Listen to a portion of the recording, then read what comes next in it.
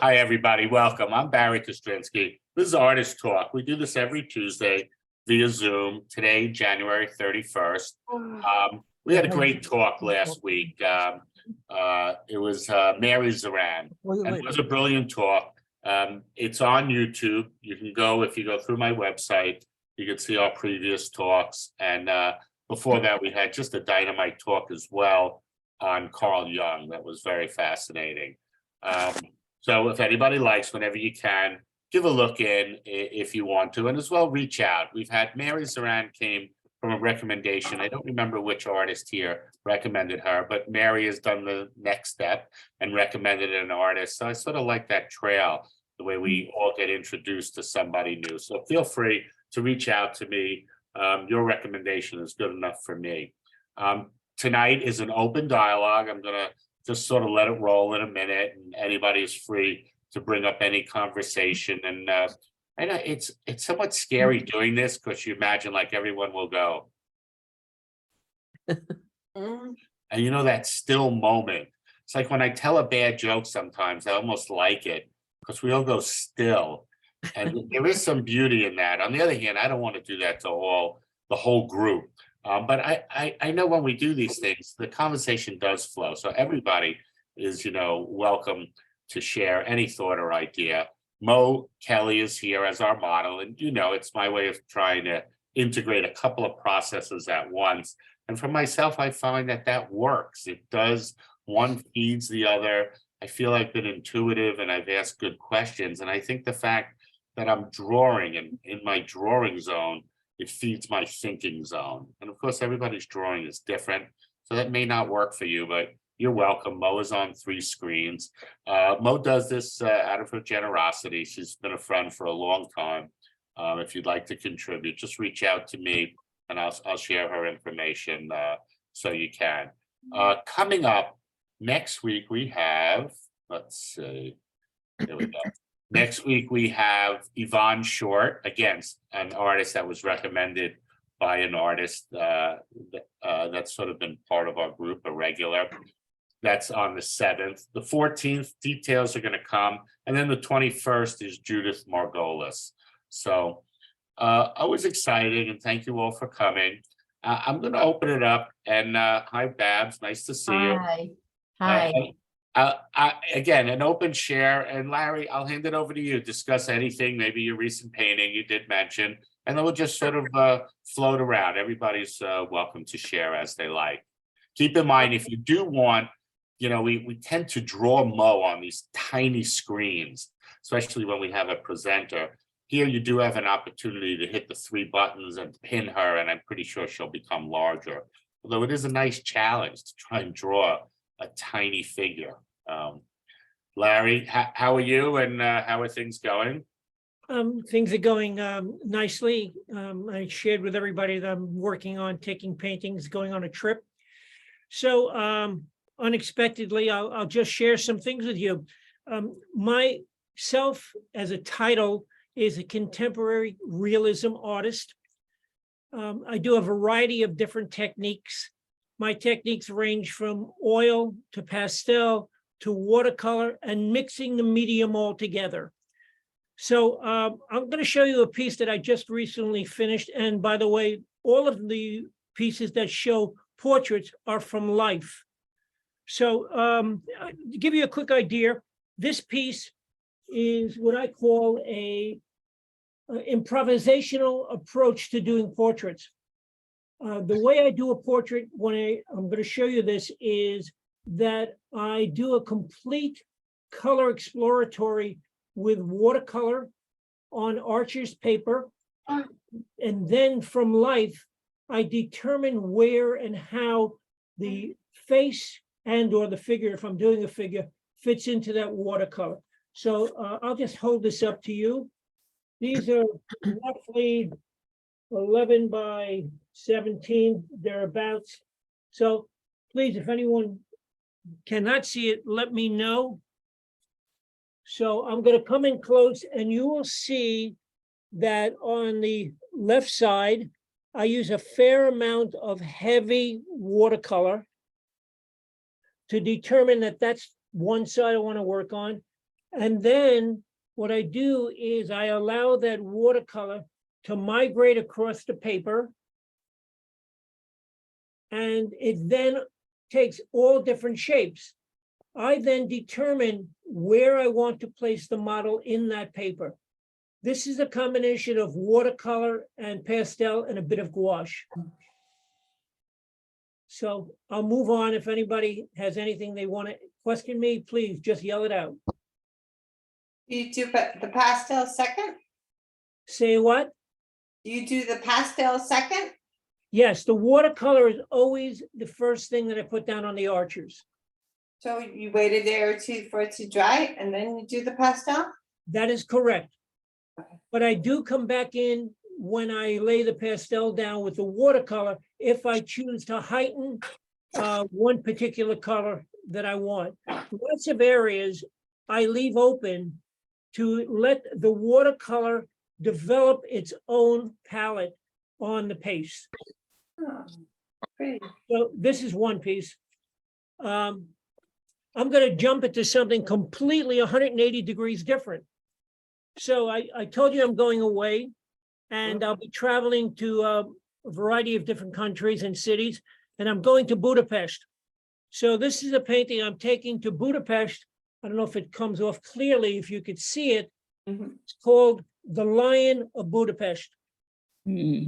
There were 4 great lion sculptures that were on the bridge in Budapest that were taken down during World War II and only have recently been placed back onto the bridge. This piece is let me see if I kill this light, if it might be better. Yeah, that's a little bit better. This piece really is the focus of the design. And again, as I said, this is oil on panel.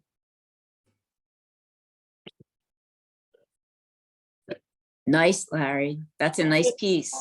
Thank you, Wendy. Maybe you need to do some of your prints from that one before you travel. Well, everything is already photographed, so it's easy to do a print from that, So this is a second approach, oil on panel. This is a piece that I just finished. I'm going to Bordeaux, and I thought it might be nice to do something that has a little bit of a French quality to it. I don't know if you guys can see it. Little Mhm. Frenchy scene.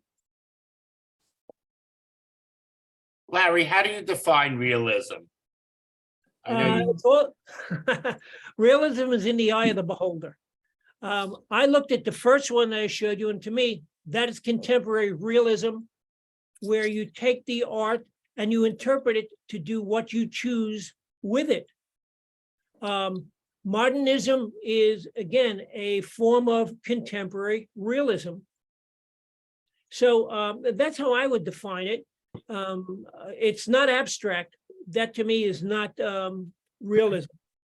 That's, of course, going off in a different venue completely. I'll do one more quick one for you guys.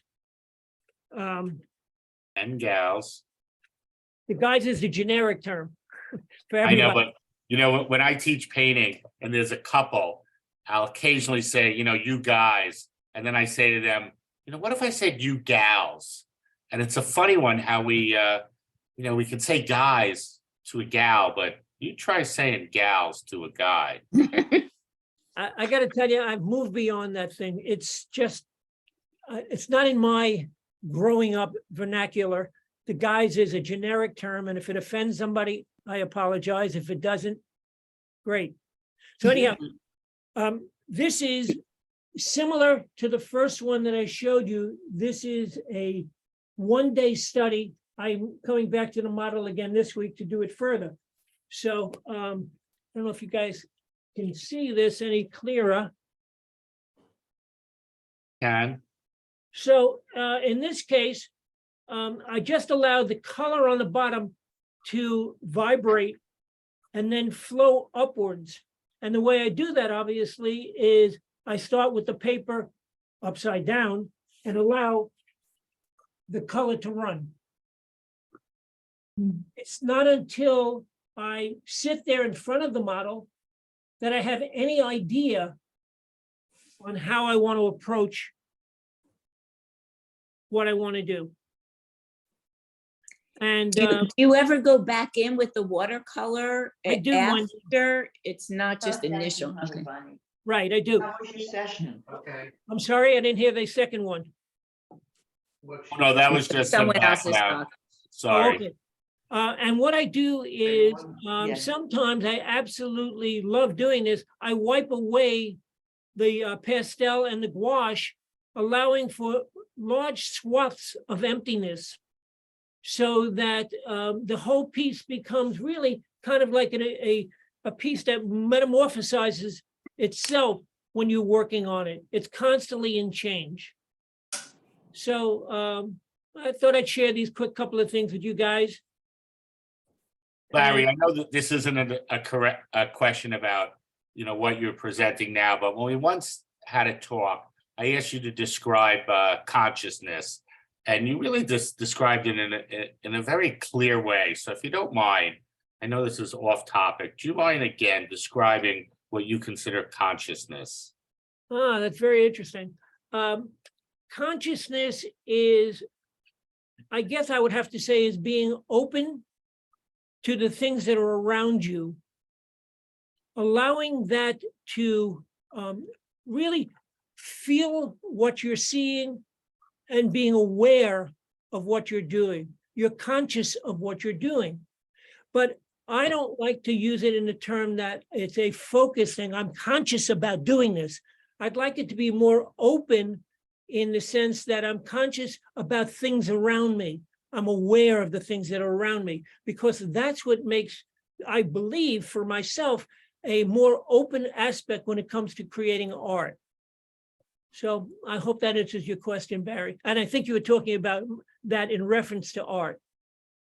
Yeah, no, very good. Totally different than what you said last time, but I like it just the same. Thank you. Yeah, I think you have a good way of defining words. I just wanted to, sort of get that out. Thank you. Um, Does anybody have any questions about how I have approached these couple of pieces I shared? Well, that's great. Do you teach that watercoloring on the ships? I do, but I keep that in a much more confined presentation for the guests on the boat. The classes, well, if anyone has ever done watercolor, they know that watercolor can be very, very difficult and very daunting the first time you do it. So I developed a method by which the individual person, man, woman, child, because there's a lot of different levels of age that come to a class. So I make it very, very simple for them so that they could go, aha, I got it. And I take them through it in a variety of stages. Everybody does the same piece.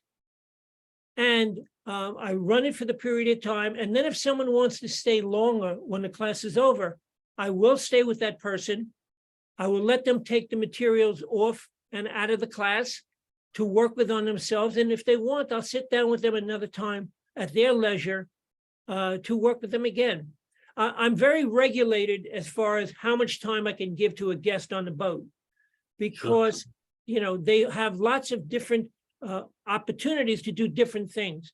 So 99% of the time, my classes are given when the boat is in transit from point A to point B. Cool. Yeah, I took a watercolor class once, and the teacher had us do the running technique. It was fun. Yeah, I think watercolor, as I started to say, is lots of fun, but what tends to happen, as I've noticed, and this is why my technique and the style, the way I teach it, works so well, is people tend to mush the watercolor together, and it comes up to being brownish. Yeah. And then they don't know how to get back out of that terrible hole they've fallen into. And sometimes that becomes very daunting for them.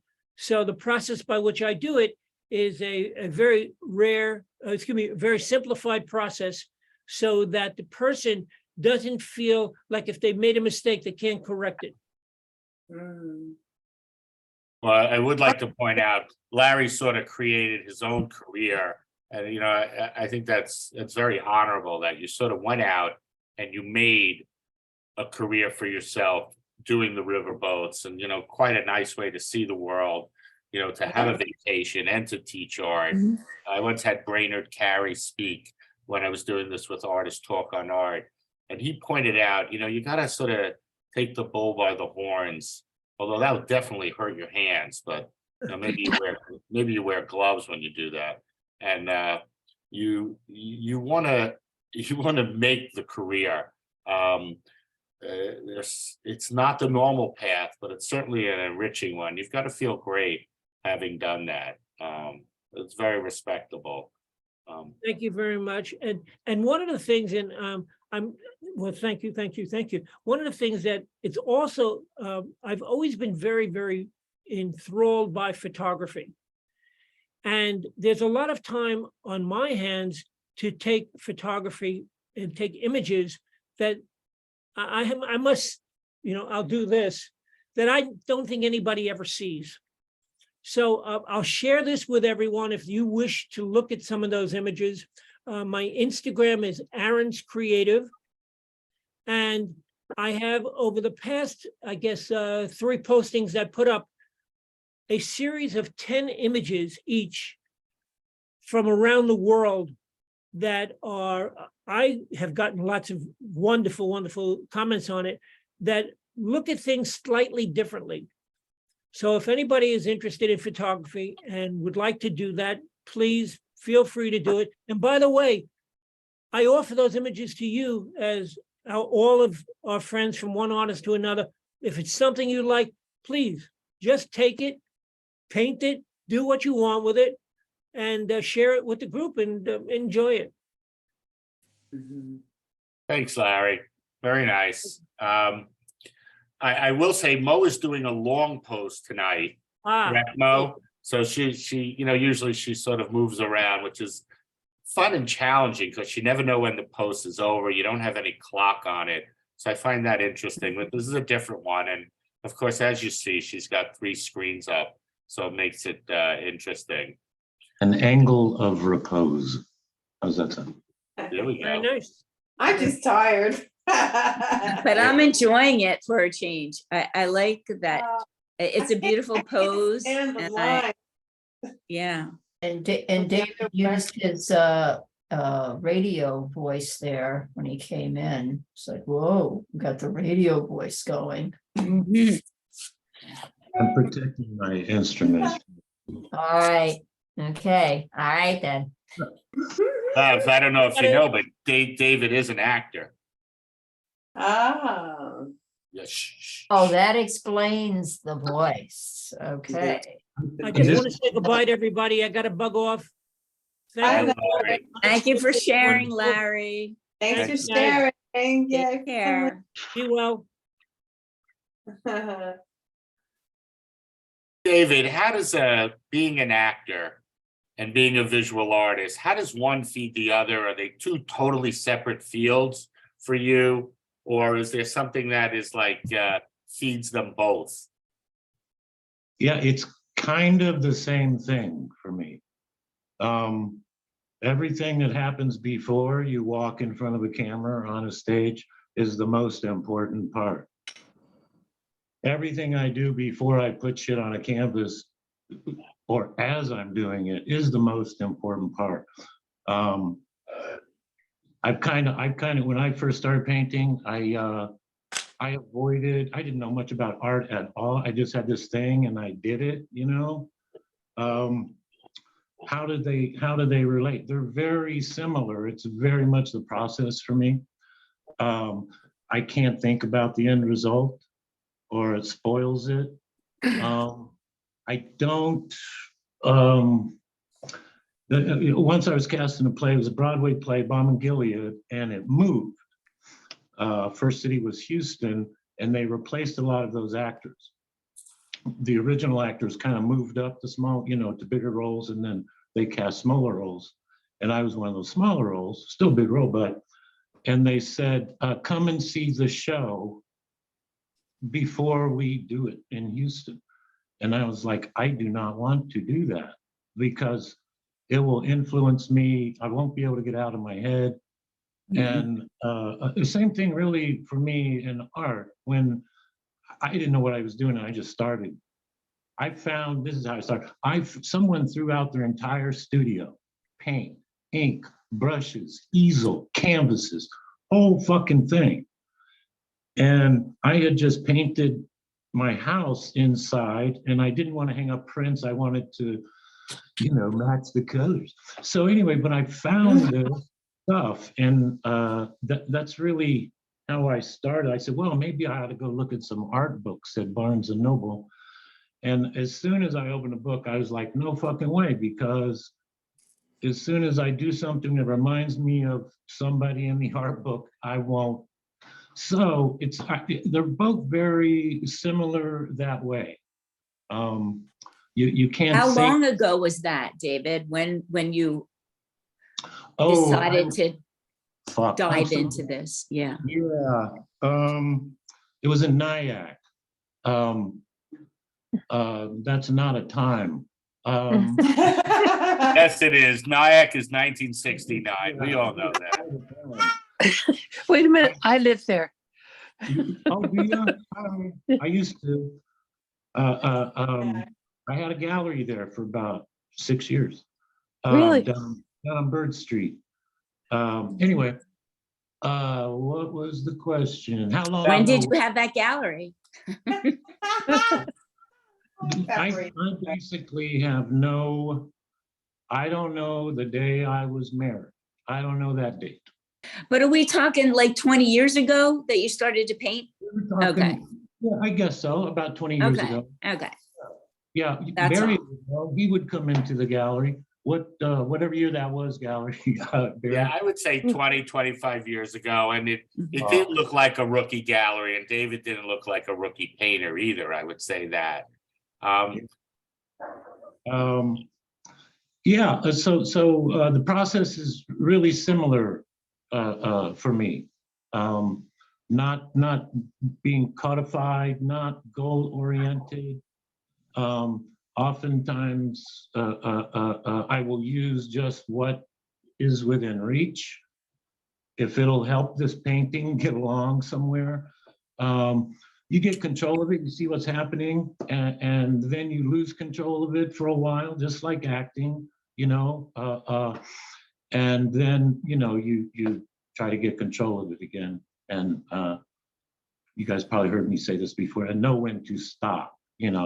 You can overdo acting, you can overdo the painting thing. But finding this entire artist studio on the curb, I have always, my entire life, have foraged and dumpster dove, is that a correct term? And I was a total gleaner in Nyack. I would drive around. I knew which areas was big item trash pickup day in Rockland County, right? And so it's Tuesday, I'm going, to Piermont or, wherever. And there's a lot of rich people around there, and they throw out great shit. Anyway, I would find things, some things I would just sell. They were just cool stuff. And my whole life is, I don't know, it's kind of a shit magnet, but it's good shit. And my whole life been like that. I saw David's place where he lived. And by the way, it was like highly designed. And he did tell me everything was found on the street, but he had a way of taking like something to hold tools for a hospital. And the way he placed it in the living room or in the bathroom, he really knew how to mix objects in a very exciting and interesting way. And his painting as well, in his paintings, everything is present. He doesn't overpack them, even though he throws a lot of marks, but usually a few items really come out. I find it interesting what you say about the similarity, about not knowing. I know some of the artists here may know, but when an artist gives a talk, and often I don't know their work, and maybe I saw a few images or somebody recommended them, I'll talk to them before, so they could practice Zoom, but I don't want to talk to them because I'd rather discover them on the screen here for the first time And I Mhm. find that works for me. I know a lot of talks, people really know the material, they really know the artist, and they're just echoing back some of their thoughts. But there's something to thinking as you go and seeing as you go. And I sense that's what's important in acting. I know with drawing, for me, it's sort of happening on the page as I do it, and being open to that and being free, I think it gives a certain energy. Now, whenever I try and lay down a rule, the opposite is true, because there are no one way to do it. So it's just my formula that I find gets me a freedom, and it does apply to these art talks. When I have somebody present, I find I see fresh. I knew Tim Rollins, and he was giving a talk many years ago, and we got together at a bar and we had, cocktails, and we had the greatest talk. And I really opened them up with all the right questions, and I really, it was a great talk. But then when we went to give the talk, it was like an average talk because I had already done it. And I think to some extent, we've had somebody express, that if you sketch and then paint over the sketch, you sort of killed the painting. There is an approach that you don't want to do that pre-sketch. You just want to go with the paints and just let that freshness be alive. And again, obviously, a lot of the masters pre-sketches and building up layers and all of that. So that technique works for them. But for me, I find it's, I have my preferences. I want to make a comment about David's gleaning. Because I'm a major gleaner as well, and a lot of the items I put into my installations or sculptures are found objects, the drawers on the street or whatever. And I used to bring home all the stuff from the city. I worked in the city, and then I would get on the PATH train and go home, and I'd always arrive with all this weird shit. And some of it landed, some of it went into paintings, into art. Does any of your gleaning go into your painting? Well, when I found that studio on the side of the street, there were enormous canvases rolled up and painted on. And I painted over some of them. So yeah, but I mean, I found brushes, paint, ink. So yeah, I mean, I used that stuff for years, and people in town learned what I did, and they would find cool shit and leave it at the door of the gallery. Mm-hmm. There was a printer closing, and one morning I came in, there was probably 30 or 50 pots of ink from Holland, oil-based ink, acrylic ink, rubberized ink. Oh my God, it was so much fun. And I used that stuff, probably for 5 years. I used that stuff. One day somebody called me, and I guess there are a lot of actors giving up, artists giving up in kayak, because said, hey, somebody just moved, and there are these 2 huge stretched canvases, 5 feet by 8 feet.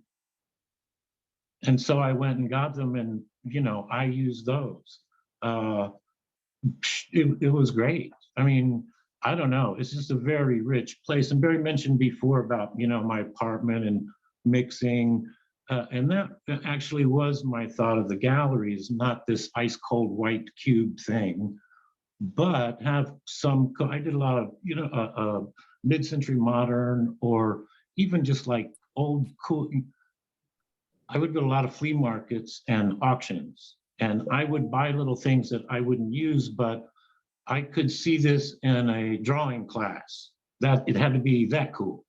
It had to be cool to draw, like smaller things, lamps or whatever. So I did that, and I mixed mostly my art and one sculptor, Peter Cheney, with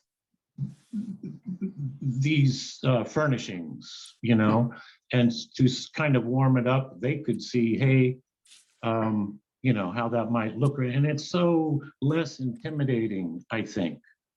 Yeah.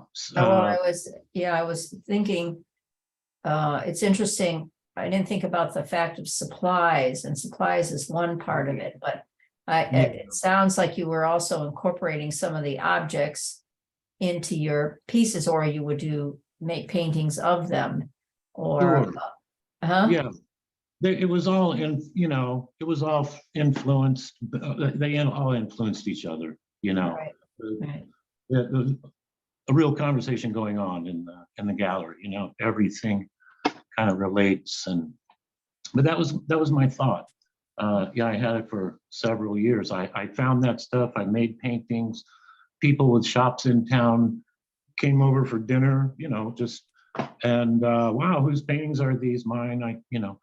You should put some in my shop, and and they sold, and then this little space came up, so I just dove in. So yeah, but I must use, here's I'm not able to paint right now in this apartment, and I don't have a studio anymore. So this has just kind of evolved, what I'm doing, very clean. Let's see here, if this will work. See that canvas? That's kind of an underpainting I did like 3 years ago, and then lost my studio. But that is that white rectangle is a Japanese prayer that I found in the trash. And it is held up on that canvas with magnets. There's magnets on the back of it and on the front, little tiny ones. And I am able, with these magnets, to move shapes around, like maybe paper a la Matisse or something, cutouts or something. So I will just look, and I will move it, and I will add one, or, this is just me because I have nowhere to paint. So this is, I'm generally a pretty messy painter, and that. Well, that's it. It's interesting though, using the magnets as a way to move it around the canvas. I'm always like taping things, or pinning. I do a lot of sewing and stuff, so then I'm pinning different things and deciding and looking at it. But magnets is an interesting way of I've doing always it. liked magnets. I found, okay, here's another find. Tell me to shut up whenever you want, Barry. I found there were some healers in Nyack of some sorts, right? And I found these boxes, they were unopened, and they were a plank of wood that you put behind the head of the bed, and it had these magnets, I mean giant, powerful magnets in there, supposed to do something to your brain, right? So I'm like, what? So I got those, and I opened up the wood part, and they were bigger than like an 8-track tape, strong, could hurt you if they pinched you. And so I took those, and later I found a box of about 1,000 house keys, just a million of them. And I just made a sculpture out of these keys on top of these magnets. And you could move the keys anytime. Yeah, and it's just like, I don't know where this comes from or what. But I made 3 or 4 of these key sculptures on these magnets. So I discovered these tiny little super powerful magnets. And so that's using them without making a mess. But, Well, there's certainly an argument there for, I think of Jim Carrey, the comedian who set up a studio, and, he's got all the money, all the assets, great studio, obviously buys the right paint or whatever that is, and sets it up. And, that's an approach. But when you don't have means and you have to sort of look on the street, or you got to see what you get a certain free creativity from those chance materials that you then combine that Jim Carrey is not going to do. you know, and other artists, they're not gonna do it. It's, you know, that speaks to the argument that adversity will feed creativity. And, Yeah, you know, absolutely. Absolutely, it does, necessity or whatever, creativity. Yeah, absolutely. But you asked earlier about the influence of acting and art on each other or whatever. I went to classically trained acting school, right? I never went to art school. I have dismissed most of the shit that I learned in this acting school. I have, you know, I'm like, fuck that. And it's so I've had to lose some of that, but I love the freedom I have of, you know, not having gone to art school. I wish I had. Maybe I don't know. I don't know. I probably know, I know a lot of artists who, when they went and did their masters, and then I spoke with them after, the lesson they learned was they have to go back to their self. And Yeah. so from all that art school, the takeaway wasn't that much, and whatever they were doing beforehand was really their path. So and it depends. Sometimes you learn techniques and materials. You certainly, you know, art history can feed you a lot. But I think art is one of those paths where, you know, you decide the road, you decide the trail and what works for you. And it usually is very personally specific. It really is. And, you know, a lot of great artists, you know, whether it's Francis Bacon or Rembrandt or, you know, just about anybody, it was their road and they are expressing themselves. I guess even Mondrian, who's always my extreme example, because it's such analytic work. I'm sure it's a reflection of his personality and his choices. So often a master's is just, you know, go back and find your base. And sometimes, you know, what you learn in school can be very detrimental.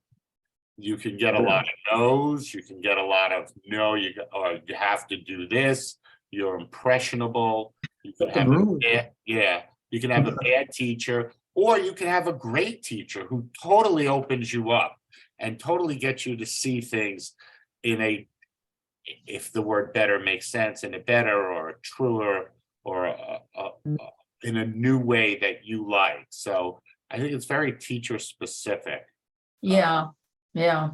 I had a different experience because I have I started out as a painter, but my BFA ended up, I switched to photography and graphic design so I could make a living. And then I made a living for a little bit and then went back and got my MFA. So I had a full assistantship and it was nice to have a place to go, a studio, critiques. So for me, it was a further learning experience, and I had not been steeped in all of the I don't know, the undergraduate painting situation.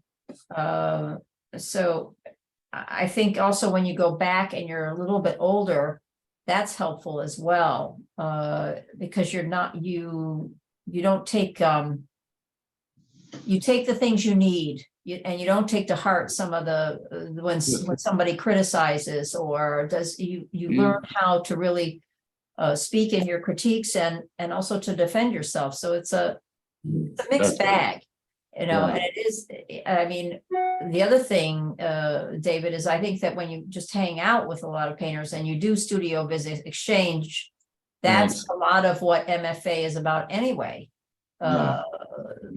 Like getting together tonight and somebody showing you work or just having a discussion about it. Sure. Well, that's why I treasure these meetings so much. There's no way I could get to know artists or their work by going to their openings. You know, you really get the personal side. It means so much more to me to know the story. You know, I mean, I know people bought paintings of mine out of that little gallery just because they liked me and they liked the story. You know, I know that, and that's fine. That's great. You know. This is a little aside. Do you know an artist by the name of Rhea Banker who lives up in Nyack? She's a photographer, though not not a Art? painter. But- Maybe, No. Okay. yeah, maybe. Yeah.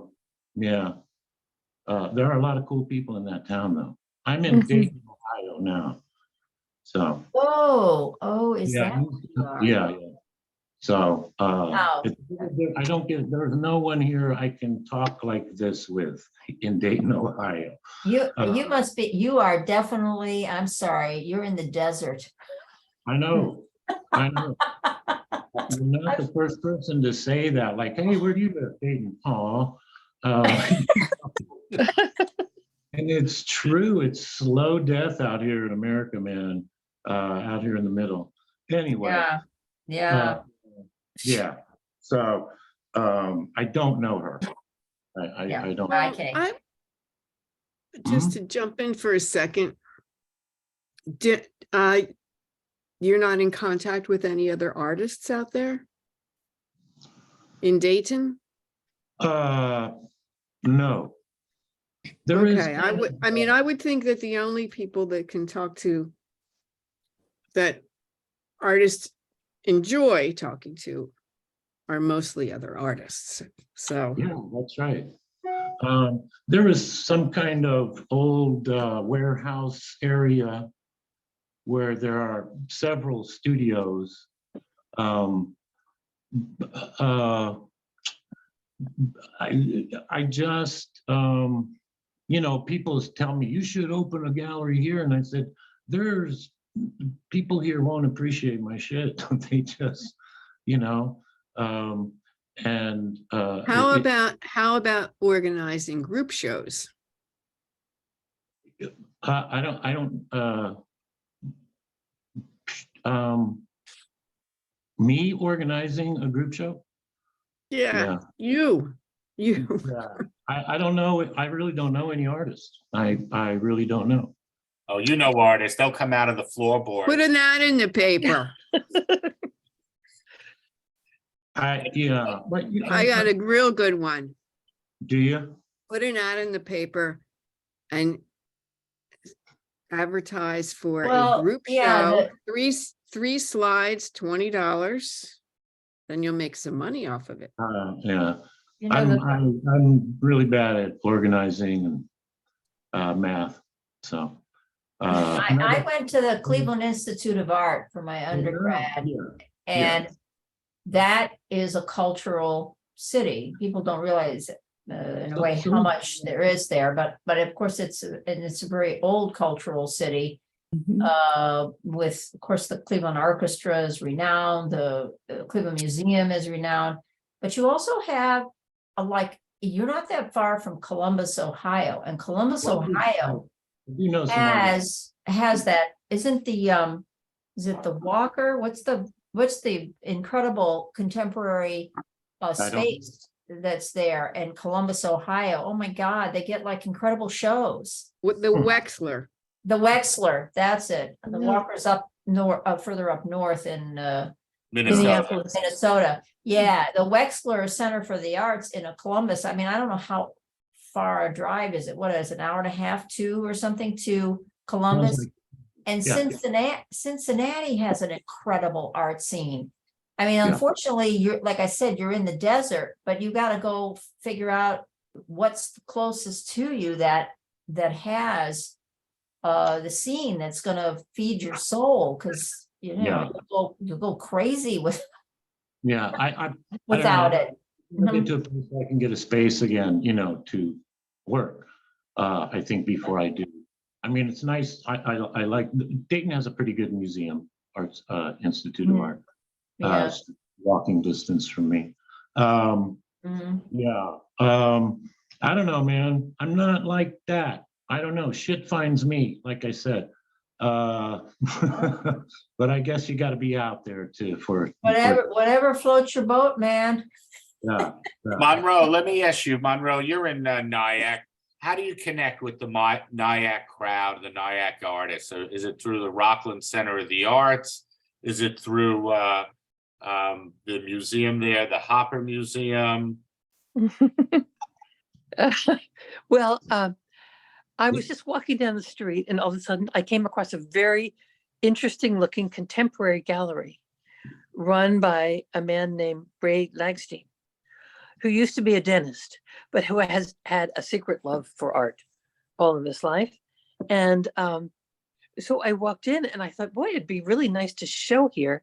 And my friends, you know, neighbors and whatever could come and see my work. So I talked to him, and I did have a one-person show there in October, I think. And what I saw was the great opportunities and limitations of NIAC, in that I'm actually going to start writing some reviews because no one else up here does. And there are really interesting artists and people.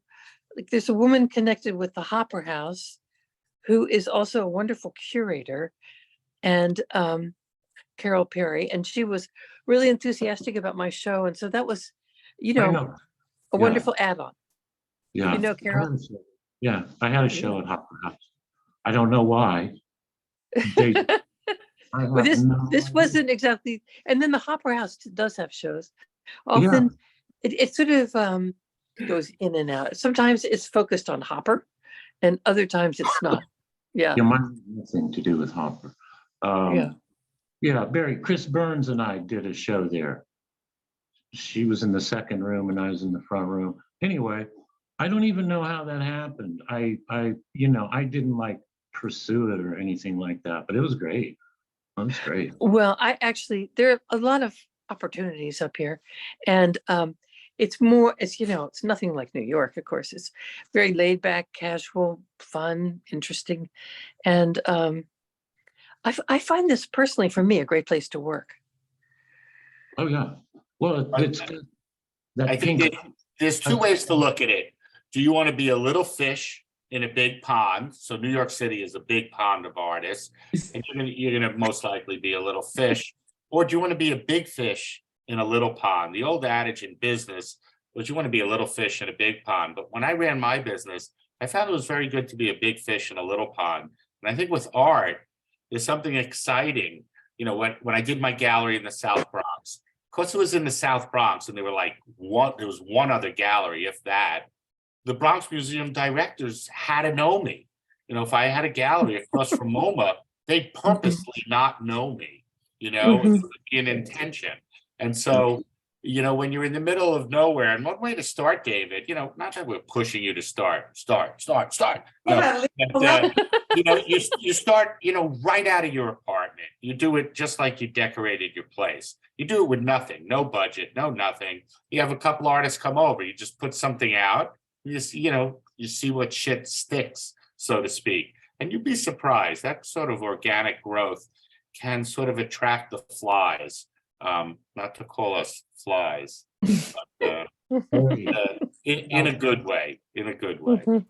Yeah. No, it's a very good advice, Barry. That's it's interesting. One of the things that's interesting about the area that I'm in, it's a mix. Because I'm in St. Petersburg, you have Tampa and Sarasota and Clearwater. You have a big group, and you have universities here. So it's like it's the other art scene in Florida, essentially. And there's 3 museums within not too far a distance. You have the Museum of Fine Arts in St. Pete, you have the Tampa Museum of Contemporary Art, and you have the Ringling, and they have 2 museums in Sarasota. So it's this, but in a weird sort of way, it's also small town, especially after one has been like myself, you're, that many years in New York. And then you go to the other community, and that idea of trying to, it was so easy to get immersed into the art community here and to meet the curators of these places, because you come in and you're the big fish in the little pond. You really are. And I know all the curators here. I can get studio visits from the curators. It's a little harder to get them from New York to come to your studio. So if you figure out how to, Boone came to mind. what? Mary Boone came to visit my gallery. Well, There you have it. That's good. That's great. I mean, I didn't Go- have Mary Boone, but I got solo shows in New York, but I'm still saying that once you're in that environment, you can get the curator from the Dayton Museum of Art to come to visit you. It's a lot easier to get them to come to visit you. Yeah, I feel like such an outsider here, you know? There's so many things, anyway, I really feel like an outsider, but, you know. Yeah. Wouldn't you say as artists, we always feel like outsiders? Well, Yes, I've been an outsider my whole life. Yeah, but I understand what he's saying. I totally get what you're saying, David. It's like, There's a lot of, you know, Republicans here, a lot of MAGA people here, a lot of, yeah, I get it. a lot of, you know, monosyllabic, it's. Yeah. Yeah. And that is a problem. It's when you're in the middle of you're in deep red Ohio, and it is definitely a different deal. I get all that. You know, they appreciate different things. Guns and hunting. A friend of mine, Andy Golub, was in Nyack, and he just recently moved upstate outside of Troy, New York. So he didn't have to go to the middle of the country. And he's like, the neighbors carry guns. It's a very different world. Oh, yeah. yeah, And Yeah. it's a lot of republicanism, a lot of Trump. You know, Yeah. I collect antiques and odd items, you know, and I find people on Facebook Marketplace. And I found somebody 20 minutes north of me. As soon as I get there, there's like an American flag on his yard, and he's got like a Trump hat on. And I'm like, I didn't have to go too far, 25 minutes north, and I was in another world. Yeah. So, Yeah. but sometimes that's when an artist is needed, you know, sort of that balance, counterbalance, and that becomes a Yeah. ripe opportunity, because you'll Yeah. have kids who, you know, and young people, you'll have the response. If we're all homogeneous, that could be one of the worst things, you know, in a way. So having that extreme polarity breeds the opposite extreme in a way. And so that's, I think as artists, we are mostly opposite extremes in a way. Zimad, tell me about your work. You're doing different things. You know, I've known Zimad, and, you know, again, I think one of the great things about knowing artists is know them over a long time and see how the work evolves. And, you know, Zimad has done everything from wild style, sort of graffiti letters that you might call traditional, but by the way, his wild style it's just incredible, graphic, powerful, and colorful. But then he does hyper realistic works that are brilliant in themselves with symbolism. And now recently, you seem to introduce cartoon characters, and by recent, it could be the last 8 or 10 years. How would you explain your transition? What are you saying now that's differently?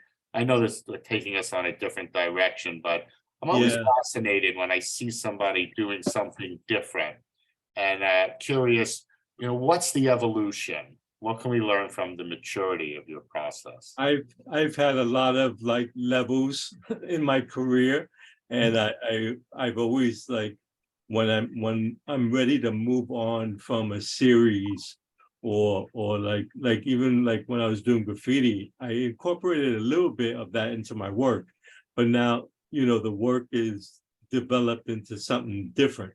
It's more like you said, I'll do like hyper realism and mix that with a little bit of graffiti and use aerosol as well as acrylics. It's just like I feel like there's times when I need to just change and reinvent myself in a way, you know. The characters came about from graffiti. Like I did the characters because I was doing a lot of workshops, and the kids, like when I do workshops in schools with kids, they could relate to a character more than they could do with graffiti letters or even sometimes the other art I do. So when they see a character, they're like, oh, it's a cartoon, you know. So Yeah, I've done a lot of those things, and I still continue to do them, even though I'm doing the more serious work on the other side. So I'm actually working both at the same time. Characters would be for a specific thing, like if I'm doing like a show that requires graffiti, I'll replace that with a character instead of just lettering. Because lettering on canvas does not sell. Very hard sell. So what I'm doing now is actually in the back of my studio. Yeah, I'll pull it out. I will say, besides painting, Lewis and I share a sort of interest in fish tanks and the aquatic life. And I didn't know that about him until I saw his studio. And it's sort of nice when you find, artists, but when you find an artist who has a totally different interest, it's always fascinating. So these are like heart-shaped canvases, and thank you, Barry. Yeah, these are heart-shaped that I found that actually stretch, and I've been enjoying like working and doing some of like the backgrounds are this is all aerosol, like these pink and greenish blue clouds, and then I take items that I remember from my youth, and I imagine what they would look like 55 years later, weathered and rusted, and like this is like it reminds me of the backyard of my grandmother's house, who had a bunch of dogs, and she used to always lock up the gates. So it's like little things like that, like that's where I'm doing now, just revisiting my past and kind of put a 0.20 on it and just like up it to now. Yeah. How many hearts are there that you have? That I've done so far? Well, how many canvases do you have? A lot. I actually work every day painting. So right now I have like maybe 10 of them done, and I have another 20 of the hearts to do. I have a big show happening at Gold Coast Arts Center in June. It's going to be a 3-month show called Graffiti and Beyond. So I already showed. And where is that? Where is that place? Great Neck, Long Island. Oh, cool. Yeah, so That's great. I already gave her a sneak peek of what I've been doing, and she loves them. She can't wait for them to be in that show. So I'm just constantly pumping out work right now, for the show and That's other great. shows. Yeah, I took one of the pieces, one of the heart-shaped pieces. I got it on my Instagram, but I took it up to Bedford for the show that just opened up this weekend I'm in, and just to give it a test run and see, and everybody pretty much came up to it and just to see the detail and even like question about where I get these heart-shaped stretch canvases, because that's all they could find is like wood panels in the shape of hearts. Nice. Wow.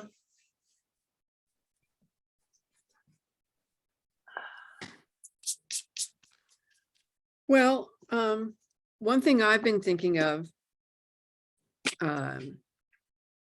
it's kind of a depressing subject, is how we're all getting older and we all have lots of work. So we can just let it all get thrown in the trash. But I am uneasy with just doing that. And I was thinking that, I'd have a little bit of money together and I would find someone, write up a trust and see if this person could either hire someone or themselves contact places that may take some of the work simply because they like it, like hospitals, something like that. But wouldn't it be great if there was some kind of, and I'm sure, I'm not the only one that this is happening to, because I'm not, Matthew Ritchie or whoever. But it would be great, I think, if there was some kind of business-like nonprofit organization that would help with this kind of stuff for usins you know, so anyone that has like some desire to do that, What they would what just be my heroine. what I've done in the past is I've gotten a bunch of friends together and I would give them photos of my work. And I would be like, I'll split 50-50 with you if you could sell this. And these are friends who they're not working. And I could have 10 people out there trying to push the paintings that I gave them photographs of. And they make a little money on the side as well. And I get to move them out of my studio. So that's actually worked for me a couple of times, actually. That's a great idea. It's like having, if you have a show in the gallery, you're gonna up 50% automatically anyway. So it's Right.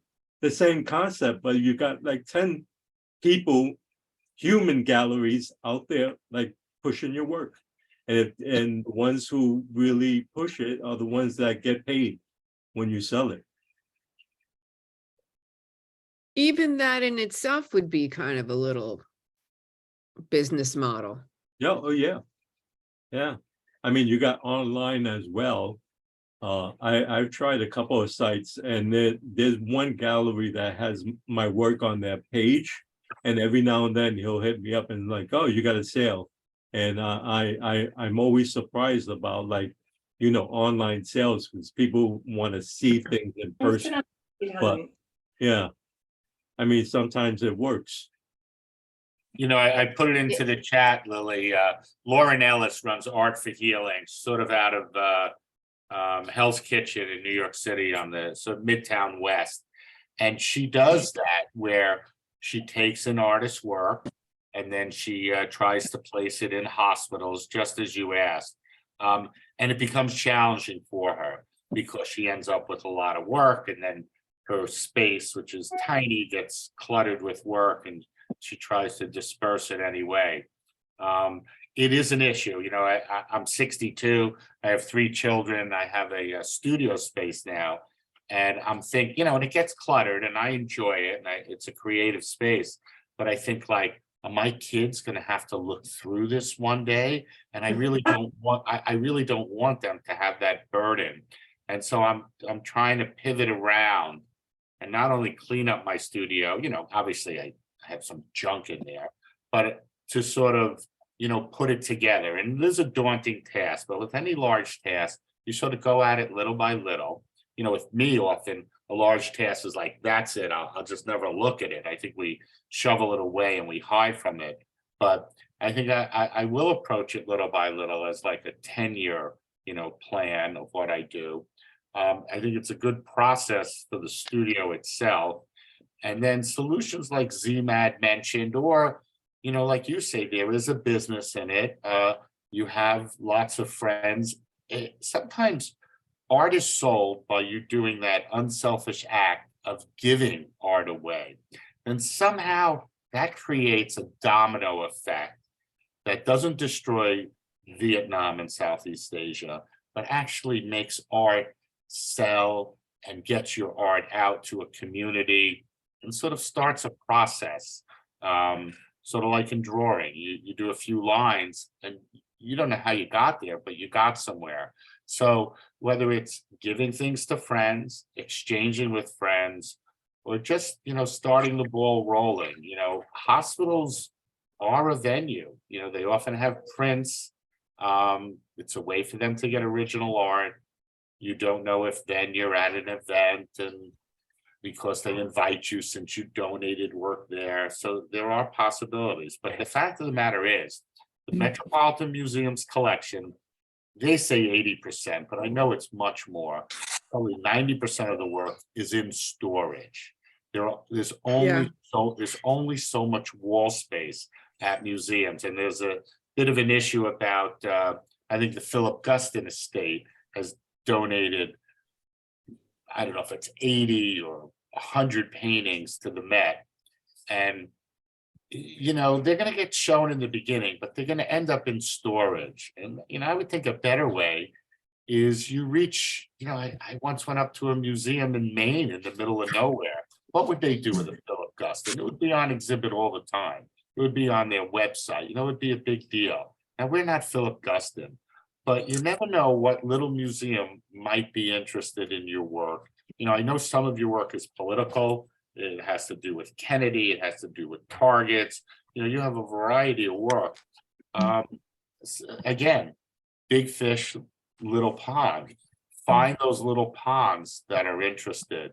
But, you know, you're right, there is a business. We all know, we know how to make art. We know how to make a lot of art. Sometimes I have to slow myself down because I don't want to generate 5 paintings in a week because, you know, it's like, where am I going to put it? And it is daunting to make a sale. And, you know, when we make a sale, it's like we post, I made a sale. It's like, oh my God. You know, but on the other hand, you know, there are buildings, you know, there's that alternative approach where you know, if you can connect with a developer or a building, and whether you do it for free or a ridiculously incredible price, and you get your artwork inside a building where they need a lot of, you know, keep in mind, there are hotel chains. They buy art all the time. They buy it in big quantity. And, you know, so there are, you gotta take our creative approaches and apply it to another field, to the field of getting the work out. And I know we'd all have solutions for that, but I also know we all like creating. And, you know, that's really our passion. And it's not necessarily sales. For Jeff Koons, it's sales. I was at his talk in the New York Times, like talk about 20 years ago. And he told a story of how when he was a little kid, he went to the golf course and he took a large, you know, bottle of soda and he had cups and he poured the bottle into cups and he sold the cups for like $1 and he realized how much money he could make. That's the essence of Jeff Koons. He's a marketer and he's looking, you know, for the profit margin. He is also quite a creative artist. There's no question about that. But he has that double side. A lot of us as artists don't have that other side, or we choose not to develop it, you know, and often we're daunted by a task. I don't think any of us are daunted by a creative task, but by a task as far as developing a gallery or developing sales, I think we very quickly put a low ceiling on ourselves. And that's everyone's first sort of approach to life. You got to blow through that. You got to say, forget that. You just got to try something. You know, it's like in chess. You got to make that first move. You got to bring that middle pawn out 2 spots, and then the game will evolve. I think that's what we have to do. These are real problems. I'm going to wrap it up. I may have already, you know, done that. I want to thank everybody for coming and for sharing. Thank you. With us. And certainly tough things that we all have to address. I've been to ZMAD Studio. It's impeccably organized. You've got a lot of art, ZMAD. I have a lot of art. But you see where my plants are? I built, that's a whole entire storage bin that could house about 80 pieces. And you can see the slots, they're all in there. And then over in the corner, I have smaller works that are in frames.